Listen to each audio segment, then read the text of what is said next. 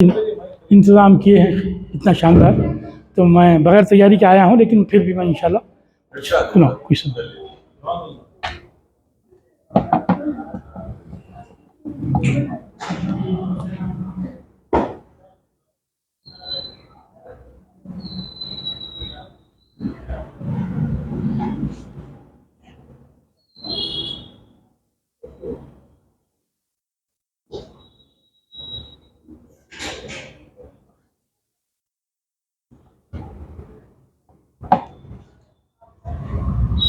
अल्लामा इकबाल बहुत बड़े शायर थे। उन्होंने जो कुछ कहा वो दिल की गहराइयों में डूब कर कहा और दिल से निकली हुई बात दिल पर असर करती है। उन्हीं का शेर है, दिल से जो बात निकलती है वो असर रखती है, पर नहीं ताकत परवाज़ मगर रखती है। इकबाल का पूरा नाम शेख मोहम्मद इकबाल था। इनका ख़ानदान कश्मीरी पंडितों का ख़ानदान था। इनके जिद्द आला मुशर्रफ ब इस्लाम हुए थे। इकबाल के वालिद ने इकबाल को हिदायत दी थी कि कुरान मजीद इस तरह पढ़ो कि गोया ये तुम पर नाजिल हुआ है। इकबाल ने अपने वालिद की नसीहत को शेर की ज़बान में इस तरह कहा, तेरे ज़मीर पर जब भी ना हो नुज़ुल किताब, गिरह कुशा है ना राज़ी ना साहिब कशाफ।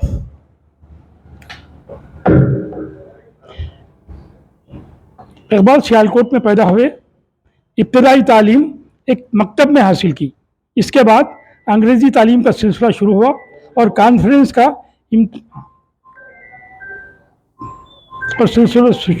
और एंट्रेंस का इम्तियाज़ के साथ पास किया। फिर इसके बाद मिशन स्कूल सियालकोट में दाखिला लिया। यहाँ सैयद मीर हसन मशरिकी और अदबियात के मौलिम थे। फिर गवर्नमेंट कॉलेज लाहौर में दाखिला लेकर BA फ़लसफ़े की डिग्री ली। अंग्रेज़ी और अरबी ज़बान में मुमताज़ रहे। फिर पंजाब यूनिवर्सिटी से MA का इम्तिहान पास किया और तलाई तमगा हासिल किया। गवर्नमेंट कॉलेज लाहौर में मशहूर मुस्तशर प्रोफेसर आर्नल्ड के शागिर्द रहे। आर्नल्ड जब इंग्लिस्तान चले गए तो इकबाल को बहुत दुख हुआ। इनके एहसासात पर मबनी इनकी नज़म नाला फराख है। इकबाल ओरिएंटल कॉलेज लाहौर में तारीख़ फ़लसफ़ा और सियासियात के प्रोफेसर हो गए। फिर गवर्नमेंट कॉलेज लाहौर में अंग्रेज़ी और फ़लसफ़े के उस्ताद मुकर्रर हुए। इनके दर्स व तदरीस का अंदाज़ नहायत आलिमाना था। इकबाल ने शेर कहना शुरू किया और बज़रिए मुरासलत दाग दहलवी को अपना कलाम दिखाने लगे। फिर लाहौर के अंजुमन हिमायतुल इस्लाम के मुशायरों में उन्होंने अपनी नज़में पढ़ी जो बहुत मकबूल हुई। इन नज़मों में तस्वीर दर्द, नया शिवाला, तराना हिंदी और शिकवा बहुत मशहूर हैं और लाहौर के अखबार मखज़न और सारे हिंदुस्तान के उर्दू अखबारात में शाये हुई। इकबाल ने कई अंग्रेज़ी नज़मों से मंजूम आज़ाद तर्जुमे किए। फिर 1905 में इकबाल लंदन के लिए रवाना हुए और कैम्ब्रिज यूनिवर्सिटी में दाखिला लिया और वहाँ से फ़लसफ़ा और अखलाकियात में डिग्रियाँ हासिल की। फिर जर्मनी गए और फ़नून और बयानात अदबियात के मुताले में मशगूल हुए। दाना यानी फ़रंग और दानिशरान मगरिब की सोहबत में रहे। लंदन में कुछ अरसे तक अरबी के प्रोफेसर मुकर्रर हुए। उन्होंने यूरोप की दानिशगाहों में और दानिशवरों से पूरा इस्तिफ़ादा किया। इकबाल के कलाम में पैकर तराशी भी है, मंजर निगारी भी है, तरन्नुम और मौसीक़ियत भी है। इनकी तशबीहात और इस्तिआरात नए अंदाज के हैं। उन्होंने जलालुद्दीन रूमी के मुतसफ़ाना कलाम से ख़ास तौर पर इस्तिफ़ादा किया और तहज़ीब मगरिब पर ऐसी तीर हदफ तकरीरें की कि इकबाल के कलाम के पढ़ने वालों पर से मगरिब तहज़ीब का रौब ख़त्म हुआ। इकबाल ने इस्लाम की तालीमात की तरफ लौटने और इस नबवी को दिल में बसाने की असरअंगेज़ तलक़ीन की और दुनिया में बुलंद मुकाम हासिल करने के लिए खुद ही में डूबने की नसीहत की।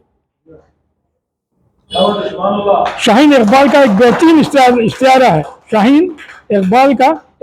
इस्तिआरा है। वो ये चाहते थे कि मर्द मुसलमान में फिर एक अखाबी रूह पैदा हो और ताकत सर चश्मों का पहुँचना इनके लिए आसान हो।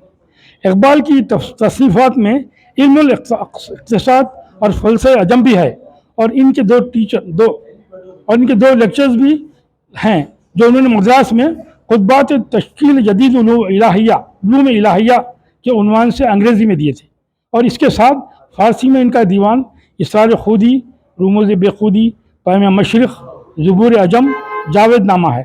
ان کے علاوہ بانگ درا، ضرب کلیم اور بار جبلی ان کے اردو دیوان ہیں۔ اقبال عظیم شاعر ہی نہیں تھے بلکہ بہت بڑے مفکر اور مسلمانوں کی نشاط ثانیہ کے محرک تھے۔ اقبال کا عہد وہ عہد تھا جس میں پہلے سر سید نے دولت پرستی اور دنیاوی فلاح و ترقی کا نسخہ یہ تجویز کیا تھا کہ انگریزی زبان اور انگریزوں کی تہذیب اور ان کے علوم میں مسلمان دستگاہ حاصل کریں۔ اس نسخے کے خلاف رد عمل پہلے اکبر الہ آبادی اور علامہ شبلی نعمانی کا سید کی زندگی میں آ چکا تھا۔ بحیثیت مجموعی اس دور کے علماء نے، جن میں سید سلیمان ندوی اور ابوالکلام آزاد، مولانا اشرف علی تھانوی وغیرہ نے سر سید کے